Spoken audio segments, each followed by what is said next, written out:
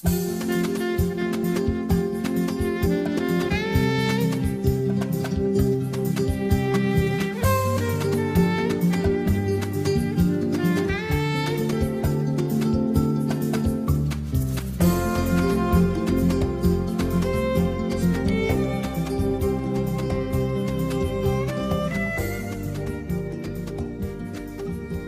tal? ¿Cómo les va? Muy buenas noches.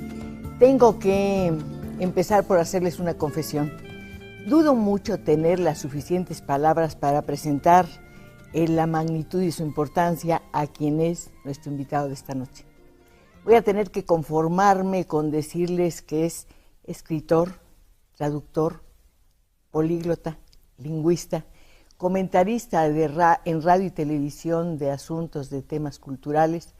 Desde luego es una persona que está muy cerca de la música, es especialista en ópera y toda su vida se ha dedicado al estudio de la Biblia. 4 universidades lo consideraron como uno de los 17 sabios del fin del siglo XX. Es desde luego miembro de la Academia Mexicana de la Lengua y ha recibido, entre otros reconocimientos, ahí le va, el premio Javier Villaurrutia, el premio Alfonso Reyes, la medalla de oro de Bellas Artes, el Premio Nacional de Lingüística y Literatura. Y por si todo esto fuera poco, insisto, el 27 de enero de este año, fecha en que se celebraban los 256 años del nacimiento de Mozart, le otorgaron esa medalla justamente, la medalla Mozart. ¿Sabe por qué? Pues como un reconocimiento al esfuerzo, al interés de proteger, de difundir la música clásica, la música académica. Ahora sí entienden por qué cuando empezamos esta charla de los viernes le dije que no sabía y no iba a tener palabras con qué decir lo que significa y lo que es en la cultura de México y de habla española o hispana nuestro invitado de esta noche. Don Ernesto, nada más se me queda viendo, don Ernesto de la Peña, encantada de tenerlo aquí. Siempre quise Muchas tenerlo gracias. como invitado. Gracias. Ahora estaba pensando, ¿cuántas cosas le voy a preguntar? Pues no sé. Yo me lo busqué, ahora tengo que salir Pero adelante. cuando hablaba tan bien de mí decía, si yo no soy. No, es usted y me encanta. No le voy a preguntar, Ernesto, lo que significa la medalla Mozart. Más bien quiero que me diga qué significa Mozart para usted y para el mundo. Mire, en primer lugar, es una paradoja la vida de Mozart, porque no se quedó en niño prodigio. Fue portento toda su vida, sus 35 años de vida. Empezó muy pequeño a componer, a los 3 años se supone, pero no dejó de hacer cosas excelentes en esa corta estancia. Yo muchas veces me he preguntado, porque lo admiro enormemente, y su música me llena el alma a más no poder. Bueno, murió muy joven, pero quizá yo no hubiera hecho nada tenía, más. ¿no? Sí. 35 años. 35. Sí, quizá yo no hubiera hecho nada más. Dio tanto, son más de 600 sus composiciones. Y de veras, en los grandes músicos, a veces uno dice, esto podría desaparecer sin que le pasara nada a la música. En Mozart, yo no soy autoridad, pero yo no lo he encontrado. Es de esos músicos que uno dice, de cabo a rabo es indispensable. Como lo puedo decir, no de mi dios musical que es Wagner, porque compuso cosa chatarra, para decir la palabra. Decía usted que era su alma mater. ¿Por qué? ¿Quién? ¿Wagner? Sí. Sí, porque lo empecé a admirar desde mi infancia. Y de varias maneras. La primera película que vi en mi vida, la vi en la biblioteca de mi casa, con una sábana, no había todos los dispositivos Y modernos. sonaba el proyector, El seguramente. proyector Pathé Baby, que conservo todavía. ¡Qué maravilla! Era la película muda Sigfrido de Fritz Lang. Entonces yo estaba con la atención, la absorción en todo que pone uno de niño, viendo aquello, cuando se baña en la sangre del dragón y le cae la hojita, y ya sabía, porque un papá me explicaba, que ahí lo iban a herir, y en el único punto vulnerable, como el talón de Aquiles, lo iban a matar. Eso nunca se me olvidó, yo de haber tenido 8 años, más o menos. Porque es un compositor difícil y sobre todo difícil para los niños. Aquí la imagen lo condujo usted y su padre, ¿no? Sí, y mi padre, claro. Y oíamos mucha música desde niños. La virtud fundamental de mi padre como enseñante de música, él no era músico, él era abogado, era que a mi hermana y a mí, Lourdes es mi hermana muy querida, ya solo quedamos 2, fuimos 4, nos ponía a oír música, pero no nos obligaba. Había un cuartito que llamábamos estudio y ponía los discos de 78, por supuesto. Usted lo comentó y siempre traté de cerrar los ojos e imaginarme cómo era ese cuarto, cómo era la luz a la hora en que ustedes entraban y a qué olía. Siento que olía como a cera, a biblioteca. Era parte de la biblioteca. Olía a biblioteca, una gran biblioteca de humanidades clásicas sobre todo. Y se bajaban 7 escalones y había un cuartito que era el llamado estudio. Había un radio Zenith, que ya ni se acuerda de uno de ellos, y discos de 78, que ahora suenan como chirimía, pero en fin, no tengo nada en contra de las chirimías. Pero son una joya actualmente. Pues sí, ¿no? si los tuviera, pues ya no los tengo. Ya oímos mucha ópera, arias, por supuesto. Oímos el idilio de Tristán y Isolda, el segundo acto del dueto famoso, y empezamos así poco a poco. Pero le decía yo que mi papá nunca nos obligó. Si nos salíamos, nos dormíamos o no queríamos seguir oyendo, nunca nos regañó, por eso nos gustó. Entonces ahí empezó mi amor a la música y a Wagner. Luego empecé a leer las obras de Wagner, porque ya ve que era el verdadero músico poeta. Entonces él escribía todos sus textos y todo, y empecé a amarlo también por su texto, por la imaginación, por la cultura mítica que él tenía y por todo esto. Sabemos que usted conoce 30 idiomas. ¿En qué idioma leyó los textos de Wagner? Y originalmente en español. Ahora lo leo en alemán, por supuesto. ¿Ve? Pero primero en español. Una versión de la Nibelungo, que no sabría decir quién la hizo. Eran unos libritos así, sevillanos largos, muy bonitos. Eran 4 tomitos, porque la tetralogía. Y ahí pues yo tendría 11 años, cuando mucho. Y ahí empezó mi amor por él. Pero oíamos Mozart, oíamos la 40, me acuerdo. Imposible dejar de escucharla, ¿no? Imagínense nada más. Oíamos Beethoven, en fin. La discoteca que había, para entonces era una buena discoteca. Hoy sería absolutamente grotesca, porque ahora son unos acervos monumentales, ¿no? Desde que apareció primero el LP y ahora el CD. Bueno. Usted comentó en alguna entrevista que uno o dos de sus compositores predilectos, aparte de Wagner, por supuesto, eran Schubert y César Franck.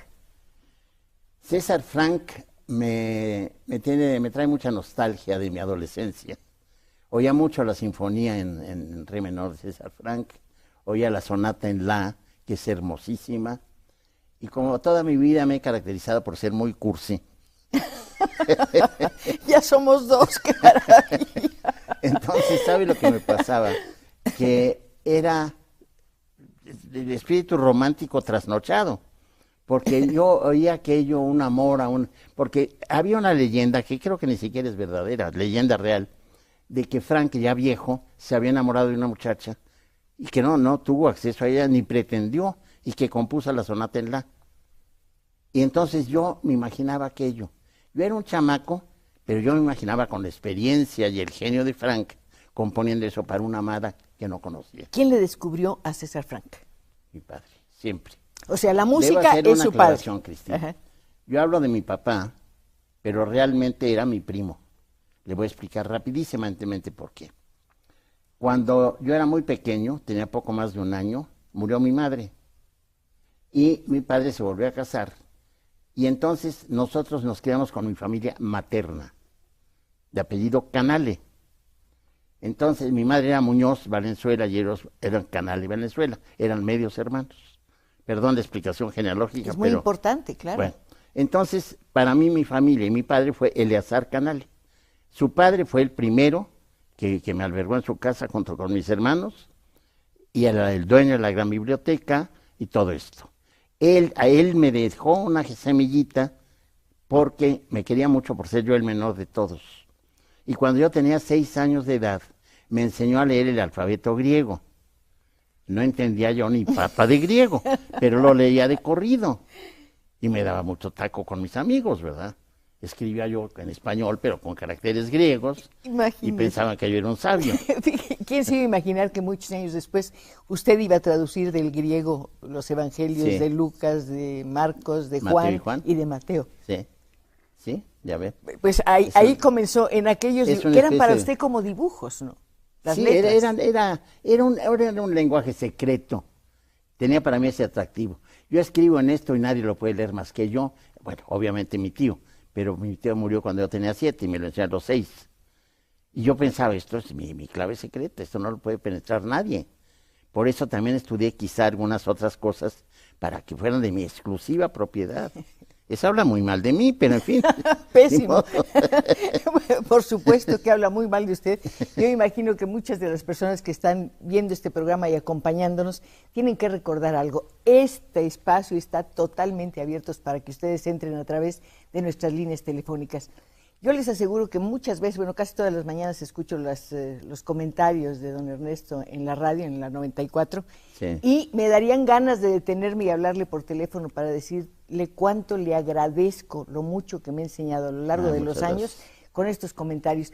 Es que es tan importante la radio. Usted imagínese que muchas personas no habrán oído hablar o no habremos oído hablar de ciertos personajes y sin embargo logramos hacerlo porque hay un comentarista que dedica 5 o 10 minutos hablarnos de ese personaje que es un mundo. Sí, yo lo hago eso con mucho amor, con mucho entusiasmo en la medida en lo que yo puedo saber y lo hago desde hace muchos años. Yo trabajo para Imer desde hace unos 23 años más o menos y siempre con esas cápsulas, ahora ya tengo otras cosas. Ahora se comenta la ópera del Metropolitan, ¿verdad? La ópera del Metropolitan, transmitida por satélite los sábados, justamente mañana pasa Hernani de Verdi. Ajá. Y también qué bueno que hable usted de eso, porque como me gusta tanto la ópera, la gente cree que solo me gusta la ópera, no, me gusta toda la buena música. Ya me enteré que le gusta el tango. Me fascina. ¿Por una cabeza? Y por una cabeza me encanta. Y la compasita y el choclo, y mi negro Julián, y de la vieja guardia, Rosita Quiroga. Ah, por supuesto, Pato. Pato, sí. Pato, ¿te peinas a la gomina? Sí. Y hoy sos luego milonguero Mandria, y Maula, viejísimos, estamos antes de Gardel. Y luego el morocho de la estancia, como le decían a Gardel. Y además debo decirle que yo era un gran bailarín de tango de exhibición allá en mis muy lejanas juventudes. ¿Bailó en salones de estos? No, lo hacíamos en mi casa. Los jueves nos reuníamos, un grupo de jóvenes todos, y bailábamos un poco de todo.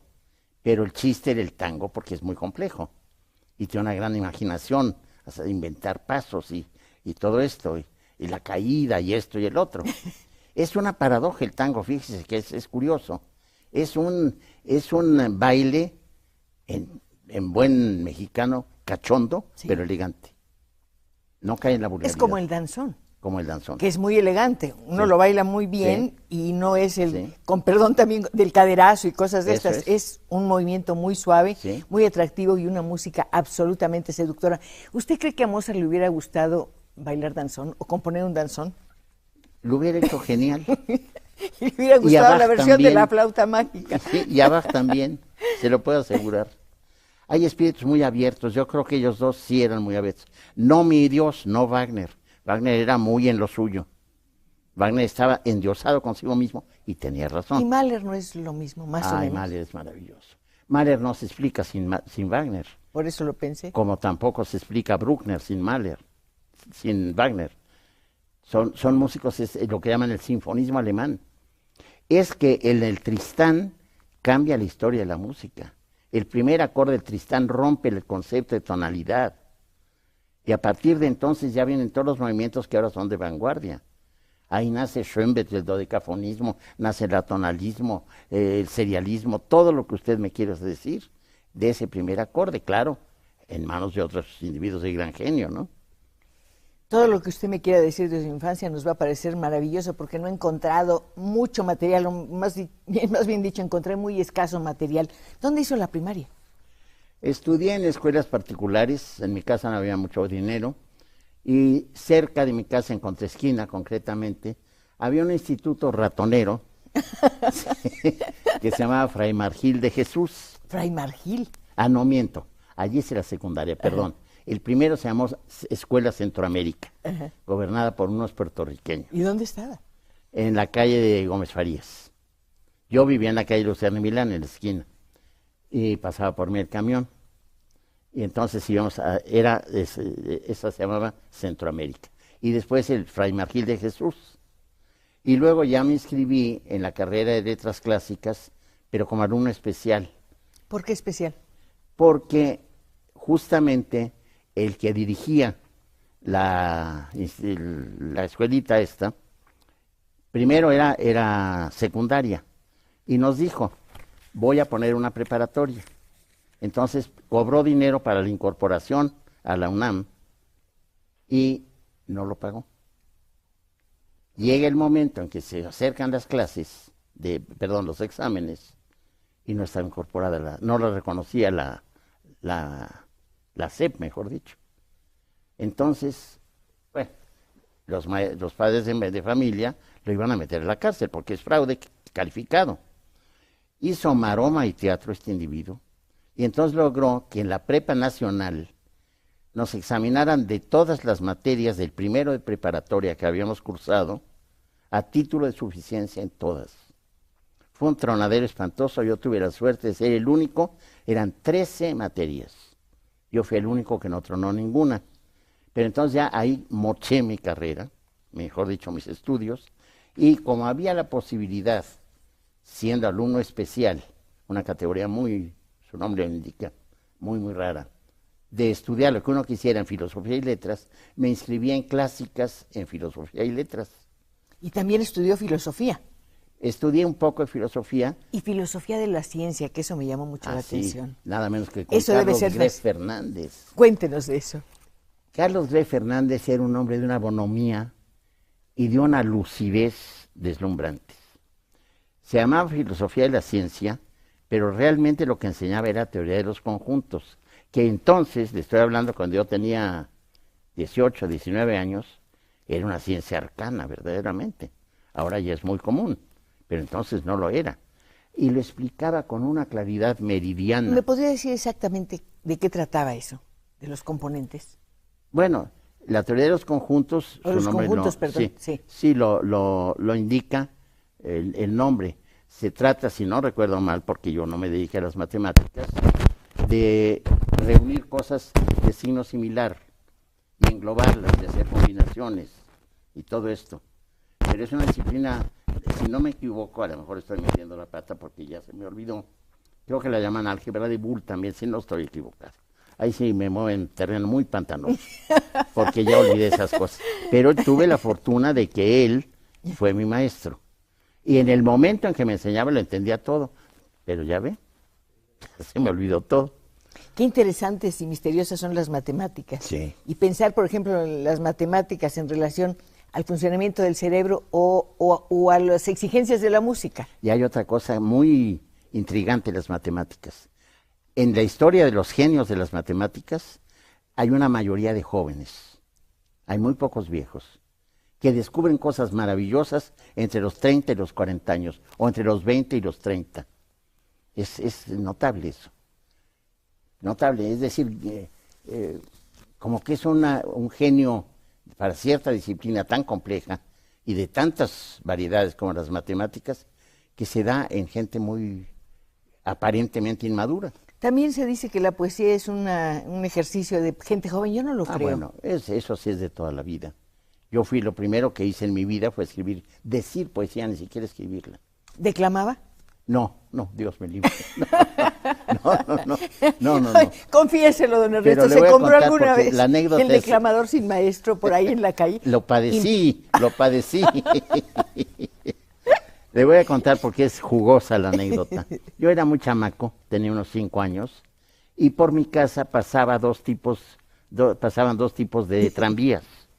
Unos amarillos, la cima, y otros rojos, que eran, no me acuerdo qué otra ruta. Y me encantaban los tranvías rojos, porque los otros eran como bala, los amarillos, y estos no tenían su techito y todo. Y me encantaba, entonces me hincaba yo en un sillón que estaba en el hall de arriba de mi casa, esperar que pasara un tranvía rojo, que era mucho menos frecuente que los amarillos. Y cuando pasaba decía yo esto, ¿por qué? ¿Quién sabe? Mis cantos, lamentos en flor, la vida, tristeza, pasión. Eso fue lo primero. ¿Por qué decía eso? Pues porque soy demente, confeso. Me encantó imaginarlo hincado en el sillón, mirando pasar aquel tren rojo y repitiendo su Mis primer cantos, texto. lamentos en flor, la vida, tristeza, pasión. y tenía yo 5 años. Es decir, lo dije. Ya sabía yo escribir, pero lo dije. ¿Y después lo escribió? No, se me quedó en la cabeza, nunca lo he escrito, fíjese. Sería muy interesante escribirlo con un lápiz amarillo. Para darle en la torre a los rojos. Ya nos están llegando llamadas. ¿Quiere usted saber lo que dicen las Claro. personas que nos acompañan y nos hacen favor de entrar en este estudio a través de nuestras líneas telefónicas? Rosario Romero dice, admiramos al maestro Ernesto de la Peña, es un iluminado viviente. Ay, qué Lo linda escuchamos todos los domingos en su programa de Música para Dios, de parte de la familia Romero Siliceo. Isauro Olvera, felicidades a la señora Pacheco por el invitado de honor que tiene hoy el doctor Ernesto de la Peña. Amalia Piño, felicito al escritor Ernesto de la Peña, gracias a Cristina por compartirnos la entrevista. Jesús Almaraz, quisiera preguntarle al señor Ernesto cómo inculcarle a la juventud el amor que tuvo él por el arte. ¿Me permite una breve opinión? La primaria, Ernesto, la primaria. Mi primaria fue... Sí, ahí empiezan a inocularlo a uno de ciertos Realmente intereses. sí, pero yo creo que en mi caso específico fue más el ambiente de mi casa que lo que aprendí en las aulas. Le voy a decir por qué. El jefe de mi familia, mi tío Francisco Canale, medio hermano de mi madre, como ya le dije, era un sabio medieval. Era un gran médico, especialista en el corazón, pero al mismo tiempo era la época en que los médicos eran químicos. Entonces tenía un pequeño laboratorio de química. Dentro de la biblioteca había uno llamado cuarto oscuro, en donde tenía una mesa obstétrica, forceps y cosas por el estilo, y un esqueleto entero, humano, colgado de un gancho. Y luego había un objeto nauseabundo, que era de barro, y era un vientre embarazado que se destapaba y estaba el feto adentro. Esas cosas lo dejan a uno muy marcado. Para un niño. Luego una gran biblioteca de humanidades clásicas, sobre todo. Un telescopio con el que yo vi desde mi propia casa hasta Saturno a mis 14, 15 años. Entonces era un universo. Yo no necesitaba salir de mi casa para tener pues una variedad enorme de cosas. ¿En de ese momento ya atractivos. había leído a Verne? No, a los 15, 16 empecé a leerlo. Pero antes de leer a Verne, empecé con Salgari. Ah, por supuesto, obligado. Y hasta la fecha me fascina. Y para mí fue una gran decepción enterarme, digo, hasta cierto punto de decepción. Salgari, en primer lugar, murió de hambre. Se suicidó, si no recuerdo mal, por hambre. Y los editores ganaron millones con sus obras.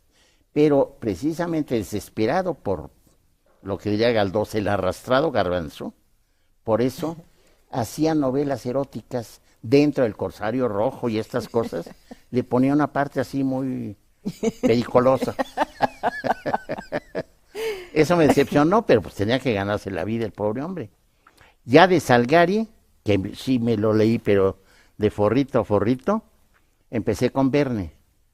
Y leí mucho de Verne también.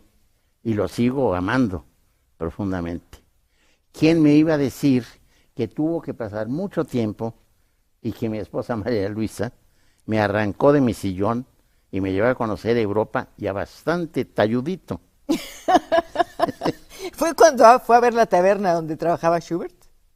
Fue en Sí. esa ocasión. Ajá. Pero antes estuvimos antes o después no recuerdo, pero en el restaurante Verne, que es en la Torre Eiffel, el que está arriba, Imagínese. se llama Jules Verne. Sí. Y ahí estuvimos. Estuvimos a medio, no estuvimos de noche porque no había lugares, sino en la tarde, pero comimos muy bien. Y además la visión debe ser, la vista debe ser Pues, formidable. esa pequeña aldea, ¿verdad? Sí. Usted comentaba que a Schubert le pagaban con cerveza y salchicha Sí. por escribir sus canciones. Estuvimos en la taberna, está por el ring. ¿Cómo es? ¿Cómo es la taberna? Es una taberna pequeña, si no recuerdo mal, se bajan 2 o 3 escalones para llegar a la entrada. Tienen conservado un piano vertical donde él tocaba. Tienen una efigie de él. Quizá es ya no me acuerdo si es un óleo, ya no lo recuerdo. Y quizá alguna partitura, no lo tengo muy claro.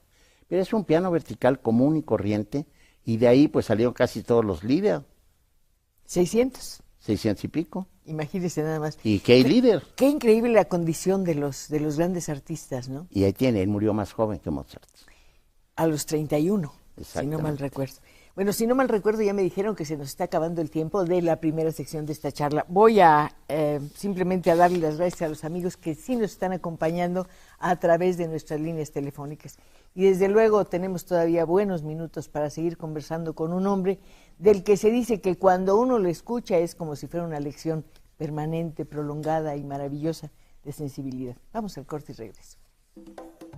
Usted y yo seguimos teniendo el privilegio de conversar con don Ernesto de la Peña. Hay una persona cuya llamada me conmueve, es de Carlos Viniegra Subiría. Dice, estoy viendo el programa con el señor de la Peña, que fue amigo mío durante una época, y he querido comunicarme con él, pero no he tenido la suerte. Les pido por favor que le pasen mis datos para que se ponga en contacto conmigo. Trabajamos juntos con el señor Basáñez en traducción de una enciclopedia. La enciclopedia Crowley, efectivamente. Y lo que recuerdo con mucho cariño, ese muchacho sabe mucho de, bueno, ya no es tan muchacho, sabe mucho de cine, lo recuerdo. Yo ignoraba la existencia de Griffith, por ejemplo, y él me la reveló. Muy importante para Dickens, Griffith. Ah, sí, bueno. O mejor dicho, Dickens fue muy importante para sí, Griffith. Ahí tiene otro gran novelista. Otro individuo que no sabe uno cómo le... Porque póngase a pensar, Cristina, cómo trabajaba esa gente con pluma de oca, tener que tajarla. La luz. Con vela. Y luego poner la arenilla para que no se les corriera la tinta. Y producían, y producían, y producían. No sé las novelas de Dickens que no me lleguen, pero son fácilmente 30, 35. Pero hay una que usted, por lo menos, de la cual hizo la versión, que es La historia de las dos ciudades, que es uno de los libros más bellos que uno puede encontrar. Sí. Y Balzac, más de 80 novelas, La comedia humana.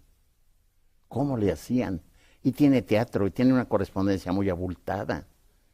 Es que esa gente trabajaba de veras. A lo mejor el lugar común nos da la razón, o la respuesta, mejor dicho. Era un mundo menos veloz. Sí. Menos tintilante, digamos, ¿no? Menos distractor. Eso es. Una persona estaba en un lugar y podía seguir haciendo cosas, había menos ruido. Sí. Y la gente tenía derecho a ver algo que lamentablemente hemos perdido, la luz de las estrellas. Sí. La luz de las ciudades se las está comiendo. Por supuesto. Se los está comió. Se los está comió. Don Ernesto, hay muchas cosas de las que podemos hablar, de su trabajo como traductor y desde luego de su trabajo, bueno, como escritor, valdría la pena enormemente acercarnos a esto. Pero yo quiero que nos acerquemos a personajes de los que usted está cerca por los premios. Por ejemplo, pienso en Villaurrutia. Bueno, Villaurrutia me gusta mucho como poeta, lo leí en la juventud, y lo que me gustó mucho era, y me gusta en general en los poesías, la poesía es muy rígida, no es nada más que baja la musa y el estro, no es cierto, es de una rigidez total, y que uno no encuentre un adjetivo y no pone cualquiera al azar, si verdaderamente se siente la poesía por adentro, que creo que es mi caso. Entonces, muchas veces no llega nunca el adjetivo, pueden pasar meses. Le voy a citar el caso de Rilke, que yo admiro profundamente. Usted lo tradujo además, ¿no? Yo lo traduje, sí. Rilke escribe la primera elegía de Duino en 1912, si no me equivoco, por ahí. Y esa inspiración que tuvo en ese momento se tarda 10 años para que regrese. Y entonces en una sola noche de tempestad cerebral y de gloria para la poesía universal, escribe las restantes 9 de las elegías de Duino y todos los sonetos a Orfeo. ¿Por qué? Porque le llegó de pronto, dijo, fue un volcán en el espíritu, así lo definió Rilke. Entonces, yo he escrito poesía, bueno, primero la dije, como ya le conté, y le he seguido escribiendo. Ahora, mi poesía, a mí me sale así, según parece, es muy compleja. Le puedo asegurar que yo no pretendo que lo sea. Yo digo como a mí me nace decir las cosas y quizá no penetra mucho. Uno siempre tiene inspiraciones o modelos. En términos de poesía, ¿cuáles serían los suyos? Yo he tenido, bueno, Rilke me dejó silencioso poéticamente hablando mucho tiempo. Valéry me influyó mucho. Hay muchos contrastes. Bueno, Dante es de mis dioses también. Además, pertenece usted a la enciclopedia. Yo fui el único mexicano Claro. que tuvo ese gran privilegio. Escribí un artículo para la enciclopedia dantesca. Que además está dedicado específicamente a estudiar a Dante. A Dante en México. Sí, En y analizarlo además. Sí, bueno, lo que pasó con él aquí. No fue mucho, por desgracia, pero en fin. Pero para mí es el poeta emblemático, no solo de la cristiandad, sino el poeta por antonomasia. Él ha tenido influjo en mi vida emocional incluso. Y Rilke, Valéry, Hölderlin. Rabelais, Sí. Baudelaire. Rabelais, estoy escribiendo un ensayo sobre él, por eso me vino el nombre. Y desde luego Baudelaire y otro gran poeta, Nerval. Yo aprendí el francés después del español. Para mí el francés es mi segunda lengua. Entonces leí mucho, mucho, mucho en francés. Y conozco pues, aceptablemente buena parte de la literatura francesa. Bueno, ahora está usted escribiendo un ensayo sobre Marcel Proust, que yo creo que es uno de los También más ese lo interrumpí. notables escritores. No sé cómo calificarlo. Todo lo que le pasa a un ser humano lo sabe. Sí, tenía una sensibilidad maravillosa y un hombre que vivió poco. Estoy pensando en la sensibilidad, la enfermedad y la escritura. Eso estimula quizá un poco. Incluso hay estudios que se han hecho entre la relación, esto en la época romántica sobre todo, la relación del genio con la locura, que parecían hermanos, que el genio y la locura casi no tenían distinción entre sí. Eso lo pensaron mucho durante el romanticismo. Uno de los que sustentaba la tesis, más o menos, era Víctor Hugo, que Víctor Hugo escribió demasiado, pero hay muchas cosas maravillosas. Y ahora estoy escribiendo sobre Rabelais, porque Rabelais es una fuente inagotable de alegría, de carcajadas, de buen humor y de groserías también. Sí, porque es muy escatológico, ¿no? Es un pero poco escatológico en verdad. Y blasfemo y todo, con una erudición pasmosa y un sentido y estructura novelística también extraordinario. Yo creo que tenemos que hacer justicia a un escritor del que acabamos de hablar, Dickens. Están cumpliéndose 200 años de Dickens es extraordinario. Lo que a mí en lo personal no me gusta tanto Dickens por una razón. Dickens tenía proclividad por lo sórdido. Casi todas sus novelas pasan en medios muy deprimentes, que son extraordinarias, pero desde luego que lo son. Es de los grandes novelistas del siglo XIX, que es el gran siglo de la novelística, y que tiene colosos al lado como Balzac, nada menos, ¿no? Y sin embargo ahí está muy serio, sin problema alguno, ¿verdad? Pero yo no le he leído tanto como he leído a otros por eso, porque sus ambientes, los medios en que se desarrollan muchas de sus novelas, a mí me deprimen. Pero gracias a que lo hizo, llegaron los lectores o llegamos los lectores a entender, por ejemplo, el tipo de vida que llevaban los niños en la Inglaterra victoriana. Sí. Hoy estábamos justamente hablando de esto en casa, ¿no? Sí.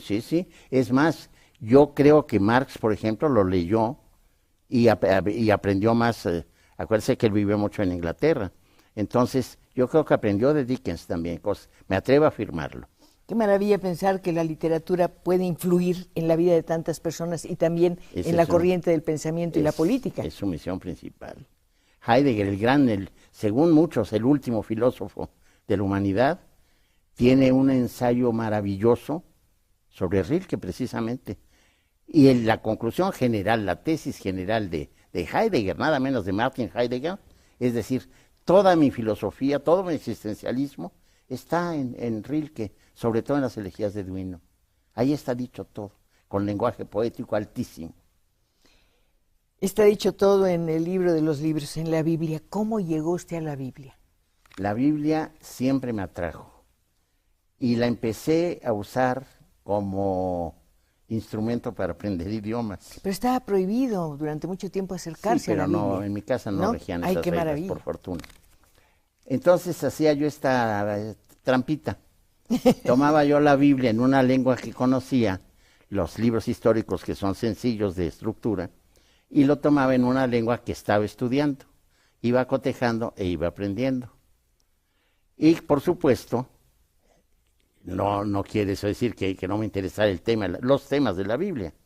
Y considero que dentro de la Biblia hay de todo en primer lugar. Pues mucha poesía, sobre todo, nada más el Cantar de los Cantares. Y el libro de Job. Y los Salmos. Y el libro de Job. Y el de las Lamentaciones. El libro de Job es verdaderamente de los poemas más altos de la humanidad entera.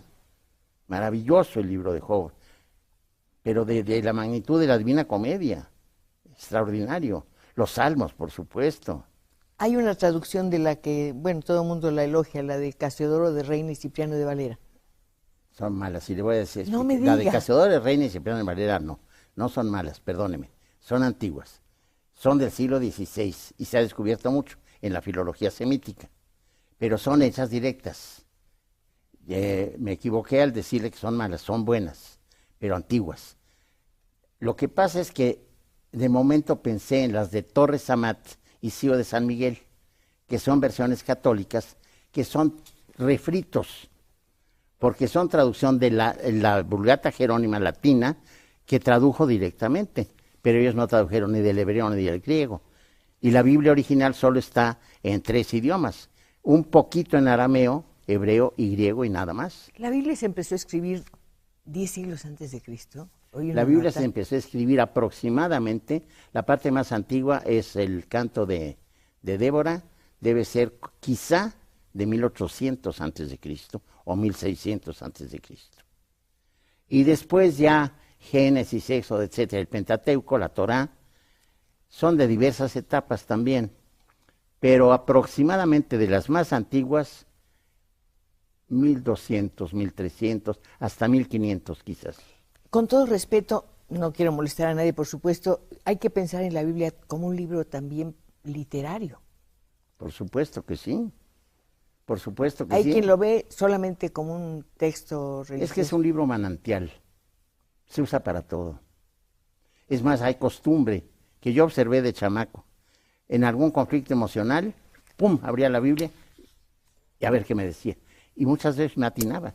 Alguien me dijo una vez que el texto más hermoso de cuantos se han escrito son los Salmos. Maravillosos. Son maravillosos, desde luego que son maravillosos. Yo en lo personal prefiero Job. Para mí es la poesía más alta del mundo. Job. Y tiene antecedentes egipcios, por supuesto. No es un libro totalmente original. Tiene antecedentes egipcios muy bien investigados. Es el justo sufriente. Pero ahí se da una cosa insólita en la Biblia. Jehová se deja tentar por Satán, permite que le acaezcan las desgracias a Job, porque así se lo pide Satanás. Le dice, bueno, ¿qué mérito tiene Job? Si tiene todo, te elogia mucho, te ama, es justo, recto, pero está lleno de ganados, de hijos, de prosperidad. Pues así no tiene mérito. A ver si te sigue queriendo igual cuando esté en la miseria. Nada. Y entonces lo priva de todo de golpe. Eso es insólito en la Biblia. Dios que cae en las trampas del diablo.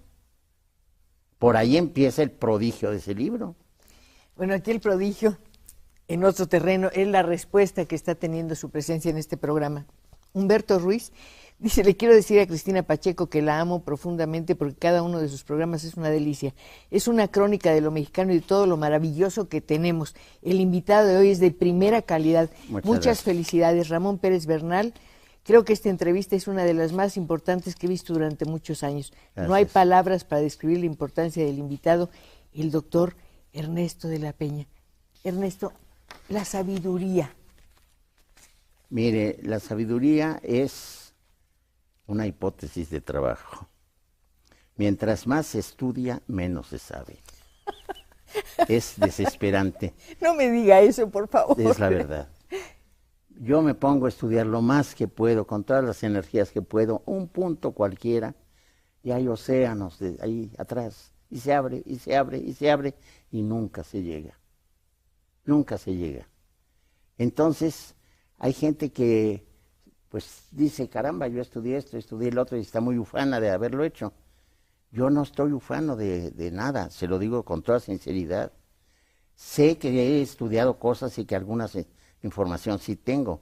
Tampoco estoy tirándome al suelo para que me levanten, no. Pero cuando veo la magnitud de mi ignorancia, casi me dan ganas de dar de gritos. Bueno, desde luego, mi ignorancia es infinitamente mayor que la suya. No, Perdóneme, no. pero tiene una ventaja. Siempre podré aprender algo. Ah, yo también. Siempre habrá algo Sí, que me quede por aprender, Yo, millones mire, ya de soy cosas. un hombre viejo y deseo seguir con lucidez los años que me toque vivir, si puedo seguir aprendiendo y trabajando. Adoro mi trabajo porque trabajo en lo que me gusta. Y gozo mi trabajo. A veces me angustio mucho. ¿Por qué? Escribir poesía me angustia, a veces no. Escribir prosa también. Está escribiendo una novela, Ernesto. Escribí una novela de vampiros. Sí, muy... ¿Cómo se llaman los vampiros? Tienen un Bueno, nombre. es una vampira. Ah, es una vampira. Se llama El indeleble caso de Borelli. Ah, claro, Borelli. esa es su novela, pero ya la escribió, pero ahora sé que está escribiendo ahora otra Estoy novela. escribiendo una novela en parte autobiográfica. Es una crónica familiar de un tío que tuve, un tío materno, muy original en este sentido. Él era militar, empieza la Revolución Mexicana, él vive en Sonora, mi familia era de allá, mi familia materna, y entonces se pelea por razones que ignoro, pero que estoy inventando, con el jefe de la guarnición de la plaza, siendo federal. Entonces termina con los federales, pero no se alía con los revolucionarios. Y él emprende su propia revolución y baja desde Sonora con un grupo de leales que van mermando en el camino hasta Comitán, Chiapas. Y ahí conoce a una mujer con la que se casa y le ponen le hacen una trampa, le ponen una trampa y lo decapitan por la espalda. Es una historia muy trágica de mi familia. Él era tío materno mío, medio hermano de mi madre. Entonces, ese es el núcleo de mi novela. Pero en torno de ello están todos esos personajes, para mí maravillosos, que fueron mi familia materna, la que yo quiero con toda mi alma. Yo creo que todos los escritores, de una u otra forma, toman experiencias o personajes de la vida familiar. Es inevitable no hacerlo. Yo creo que sí, porque se lleva adentro, se lleva en la sangre. Y porque ustedes son personas que conoce y sabe cómo reaccionar, las puede ver por dentro. Más o menos, sí. Y las tiene cerca. Sí. Es mi hermano, es mi madre, es mi padre. Y con lo que le cuento de ese pequeño universo en que yo crecí, con telescopio, con microscopio, con esqueleto, con... El esqueleto de haberlo dejado El impresionadísimo. esqueleto desgraciadamente lo vendieron después, pero era un esqueleto perfecto, bien conservado, armado con sus alambritos y todo, de un adulto. Era mujer, era una esqueleta. La esqueleta de la señora Morales. Oiga, hay muchas llamadas. María Eugenia Cantarrey dice: felicidades al maestro Ernesto de la Peña, Gracias. ya que es un placer escuchar a una persona tan culta. Felicidades a la señora Pacheco. ¿Sabe qué? No solamente es un hombre culto, es un hombre que está vivo y eso siempre, siempre se agradece enormemente. Empezamos hablando de música, es algo que también me apasiona mucho, usted sabe muchísimo más desde luego, pero quiero aludir a un comentario. Usted dice que la música siempre nos hará mejores personas y de alguna manera podría ser un freno contra la violencia. Sí, porque cuando se penetra verdaderamente con el alma en lo que es la música, aunque sea música de tipo agresivo, por decirlo de alguna manera, produce un efecto de serenidad. Es decir, la música, como es en primer lugar un arte técnicamente muy difícil, nos da la primera huella optimista. Es decir, hacer esto cuesta mucho trabajo. No es lo aparentemente sencillo que sentarse a escribir, que también es muy complicado, difícil. Ernesto, es muy Pero complicado. en el otro hay una técnica que hay que aprender. Lo malo de la literatura es que todo el mundo se siente como el Borras, ¿verdad? Dígamelo a mí. No digas. Y la música, en ese sentido, creo que nos hace mejores, porque es disciplinada, porque generalmente expresa los mejores sentimientos de cada Y compositor. tiene una ventaja que usted citó. Número uno, no tiene palabras. Llega a todas. Y Es dos, ilimitada, cada quien interpreta como quiere. sí. Sí. Yo puedo interpretar a Mozart exactamente como yo quiera Claro, o a quien claro. sea. Hasta la ópera, que tiene argumento y tema y todo, usted está oyendo otra cosa muchas veces, ¿por qué no? A lo mejor es un canto de amor de fulano por perengana, y en ese momento para usted no es un canto de amor triunfal, sino todo lo contrario. Pero además Una decepción amorosa. es un espectáculo absolutamente No, prodigioso. sí, fascinante. Su primera visión de la ópera en vivo y en directo, ¿cuándo sería?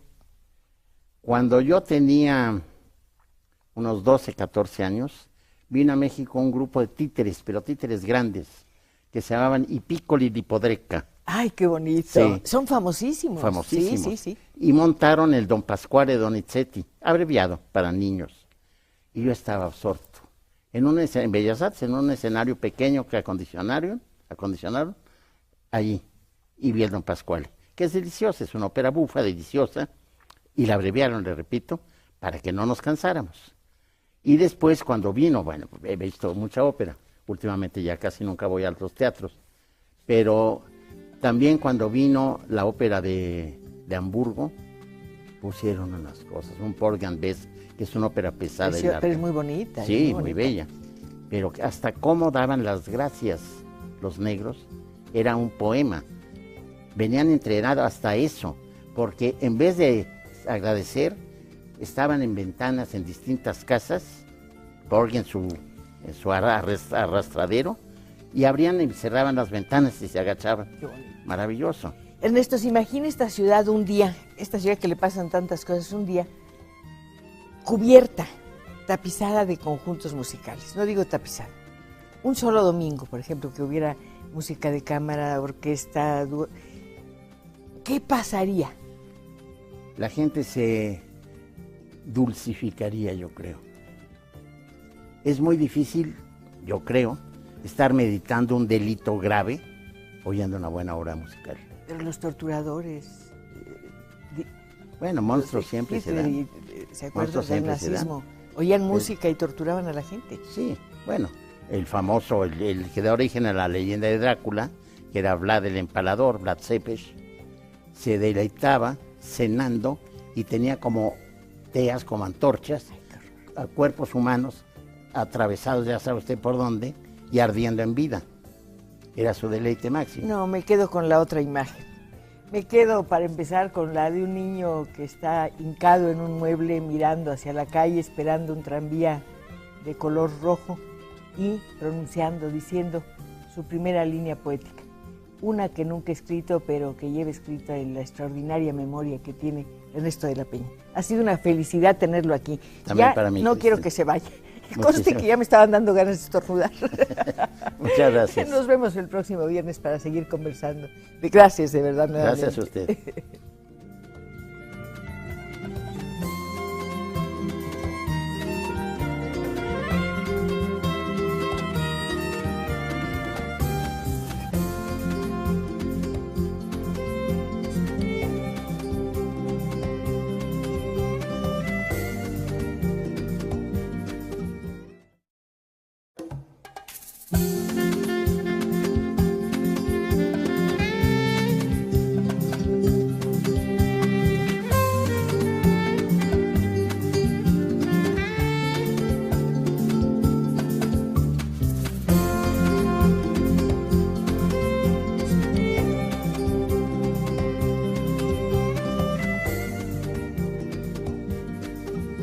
¿Qué tal? ¿Cómo les va? Muy buenas noches.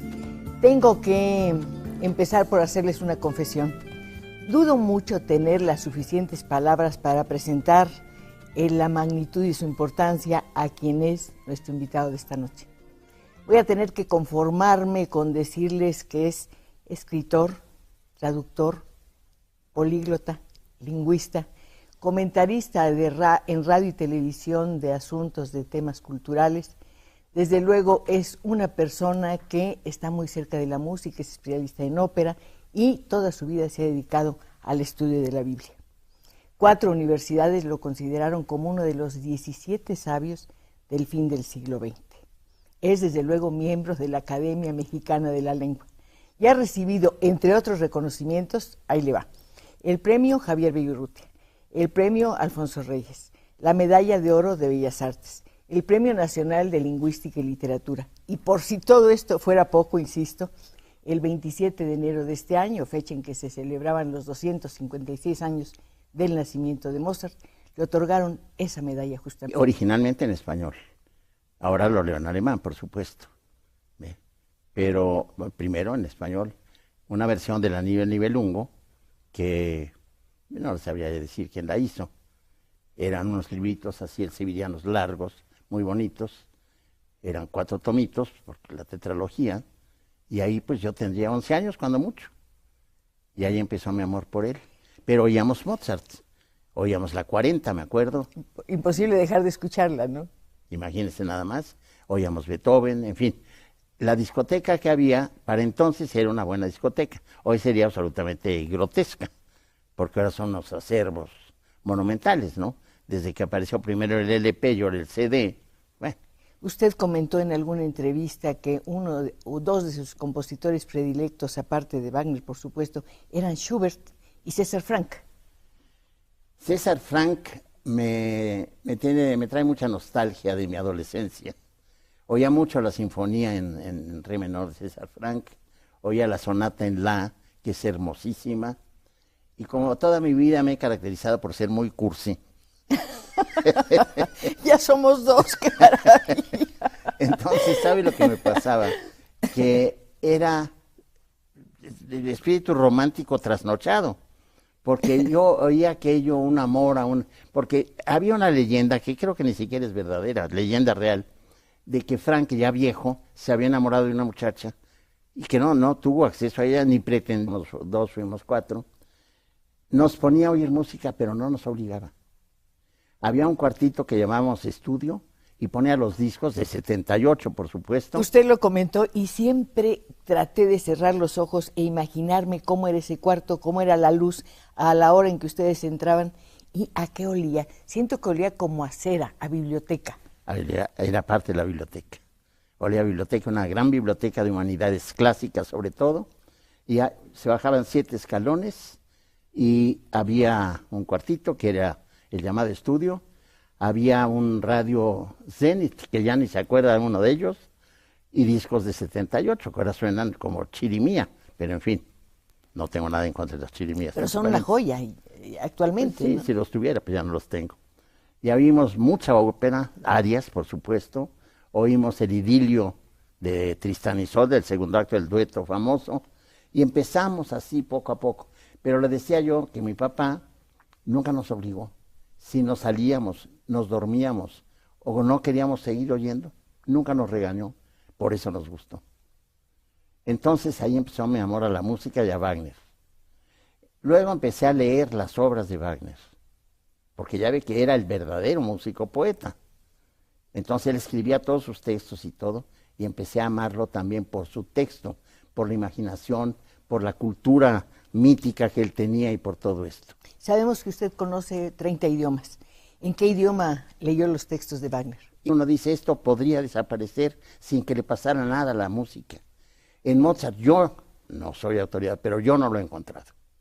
Es de esos músicos que uno dice, de cabo a rabo es indispensable.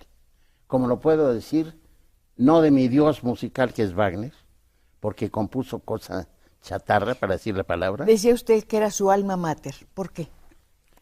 ¿Quién? ¿Wagner? Sí. Sí, porque lo empecé a admirar desde mi infancia. Y de varias maneras. La primera película que vi en mi vida, la vi en la biblioteca de mi casa, con una sábana, no había todos los dispositivos modernos. Y sonaba el proyector, el seguramente. proyector Pathé Baby, que conservo todavía. ¡Qué maravilla! Era la película muda Sigfrido de Fritz Lang.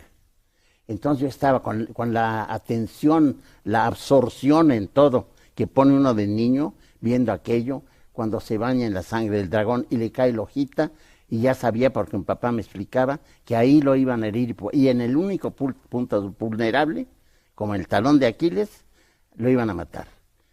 Eso nunca se me olvidó, yo debe haber tenido 8 años, más o menos. Porque es un compositor difícil, y sobre todo difícil para los niños. Aquí la imagen lo condujo usted y su padre, ¿no? Sí, y mi padre, claro. Y oíamos mucha música desde niños. La virtud fundamental de mi padre como enseñante de música, él no era músico, él era abogado, era que a mi hermana y a mí, Lourdes es mi hermana muy querida, ya solo queda... La medalla Mozart. ¿Sabe por qué? pues como un reconocimiento al esfuerzo, al interés de proteger, de difundir la música clásica, la música académica. Ahora sí entienden por qué cuando empezamos esta charla de los viernes le dije que no sabía y no iba a tener palabras con qué decir lo que significa y lo que es en la cultura de México y de habla española o hispana nuestro invitado de esta noche. Don Ernesto, nada más se me queda viendo, don Ernesto de la Peña, encantada de tenerlo aquí. Siempre quise Muchas tenerlo gracias. como invitado. Gracias. Ahora estaba pensando, ¿cuántas cosas le voy a preguntar? Pues no sé. Yo me lo busqué, ahora tengo que salir Pero cuando adelante. hablaba tan bien de mí decía, si yo no soy. No, es usted y me encanta. No le voy a preguntar, Ernesto, lo que significa la medalla Mozart. Más bien quiero que me diga qué significa Mozart para usted y para el mundo. Mire, en primer lugar, es una paradoja la vida de Mozart, porque no se quedó en niño prodigio. Fue portento toda su vida, sus 35 años de vida. Empezó muy pequeño a componer, a los 3 años se supone, pero no dejó de hacer cosas excelentes en esa corta estancia. Yo muchas veces me he preguntado, porque lo admiro enormemente, y su música me llena el alma a más no poder. Bueno, murió muy joven, pero quizá yo no hubiera 34 dicho años nada tenía, más. ¿no? Sí. 35 años. 35. Sí, quizá yo no hubiera hecho nada más. Dio tanto, son más de 600 sus composiciones. Y de veras, en los grandes músicos, a veces